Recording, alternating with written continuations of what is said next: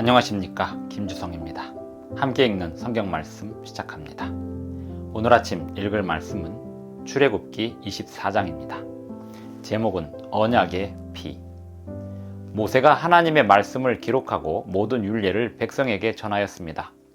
율법과 율례를 담은 언약서를 가져다가 백성에게 낭독하고 언약의 피를 가지고 제단에 뿌리고 예식적인 의미로 백성에게 뿌렸습니다. 율법과 율례를 담은 언약서를 낭독하고 제물의 피로 인치는 이유는 이 율법과 율례는 희생 제물의 피가 있어야 그 의미와 효력이 있기 때문입니다. 예수님의 십자가 희생이 있기에 하나님의 백성들을 그 율법으로 지키시고 심판하시는 명분이 있습니다.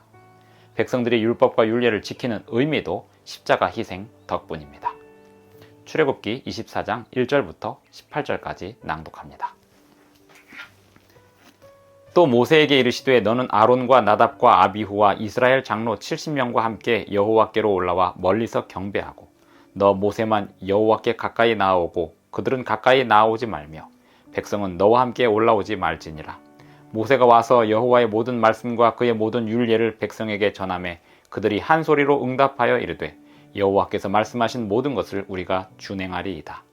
모세가 여호와의 모든 말씀을 기록하고 이른 아침에 일어나 산 아래에 제단을 쌓고 이스라엘 12지파대로 12기둥을 세우고 이스라엘 자손의 청년들을 보내어 여호와께 소로 번제와 화목제를 드리게 하고 모세가 피를 가지고 반은 여러 양푼에 담고 반은 제단에 뿌리고 언약서를 가져다가 백성에게 낭독하여 듣게 하니 그들이 이르되 여호와의 모든 말씀을 우리가 준행하리이다.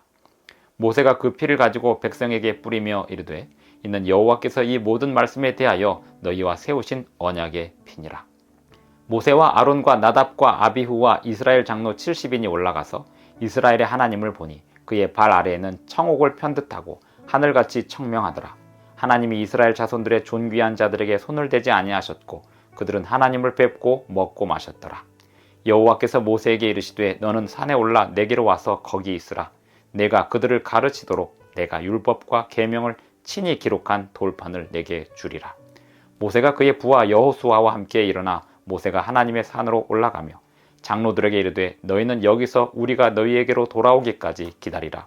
아론과 훌이 너희와 함께 하리니 무릇 일이 있는 자는 그들에게로 나아갈지니라 하고 모세가 산에 오르매 구름이 산을 가리며 여호와의 영광이 시내산 위에 머무르고 구름이 엿새 동안 산을 가리더니 일곱째 날에 여호와께서 구름 가운데서 모세를 부르시니라. 산 위에 여호와의 영광이 이스라엘 자손의 눈에 맹렬한 불같이 보였고 모세는 구름 속으로 들어가서 산 위에 올랐으며 모세가 40일 40야를 산에 있으니라. 출애굽기 24장 1절부터 18절까지 낭독하였습니다. 하나님께서 사람들에게 하나님을 닮은 어떤 형상도 만들지 말라 하셨습니다. 하지만 하나님의 임재를 이스라엘 백성들은 보았는데 그것은 자연현상의 모습으로 볼 수 있었습니다. 17절에 보면 산 위에 여호와의 영광이 이스라엘 자손의 눈에 맹렬한 불같이 보였다 했습니다. 산이라고 하는 하나님의 피조물, 자연현상 위에 하나님께서 영광을 들이우시고 내리시니 그 산이 맹렬한 불같이 보였습니다. 산을 볼 때마다 하나님의 영광을 보았던 기억을 하게 될 것이었습니다. 하나님은 이스라엘 백성들에게 자신의 존재를 확실하게 보여주시고 율법과 율례를 가르쳐 주셨습니다. 그리고 이 율법과 율례는 희생제물의 피로 인을 쳐서 백성들에게 전달하였습니다. 희생제물의 피는 예수님의 십자가의 희생을 의미하고 있습니다. 예수님께서 당신의 백성들을 위하여 인류를 위하여 희생당하심으로 인하여 사람이 하나님의 율법을 지킬 수 있게 된 것입니다. 사람이 하나님의 율법을 지키는 것이 의미가 있는 이유는 십자가 희생 덕분입니다. 예수님의 십자가 희생이 없다면 죄인된 사람이 율법을 지킬 수도 없거니와 율법을 지키는 게 아무런 의미가 없을 뻔했습니다. 하지만 예수님의 십자가 희생은 하나님의 율법을 지키는 것이 의미가 있게 되었습니다. 왜냐하면 하나님과 백성들과의 관계가 형성이 되고 맺어지게 된 것이기 때문입니다. 율법과 언약서를 받았다는 것은 하나님이 당신의 백성들을 삼으셨다는 뜻입니다. 율법과 언약서 위에 피로 비준하셨다는 것은 하나님이 당신의 생명으로 이 백성들을 지키시겠다고 하는 약속입니다. 율법을 제정한 하나님께서 백성들에 대하여 책임을 지시겠다는 그런 의미였습니다. 그러므로 백성들은 그 율법에 온전히 순종해야 했습니다. 그래야 하나님께서 당신의 백성들을 온전하게 지켜주시고 돌보실 수 있으셨습니다. 하나님 나라의 원칙이 하나님의 율법을 통하여 운영되고 있습니다.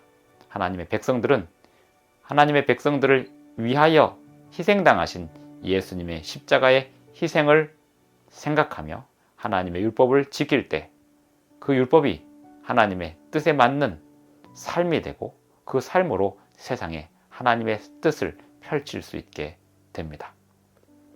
하나님께서 이스라엘 백성들을 돌보셨던 것처럼 오늘도 하나님의 백성들을 여전히 돌보시고 계십니다.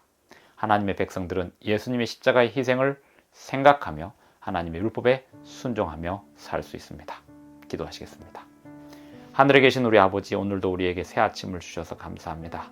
오늘도 살게 하여 주시고 주님의 큰 원칙 아래 우리가 살아가게 하여 주시니 감사합니다. 우리를 돌보시는 근거가 분명하고 우리를 사랑하시는 근거가 분명한 그 모든 언약을 인하여 감사합니다. 우리가 주님의 언약에 순종하며 살겠사오니 우리를 그 언약 아래 돌보아 주시옵소서. 예수님의 이름으로 기도합니다. 아멘. 감사합니다. 오늘도 행복한 하루 되시기 바랍니다.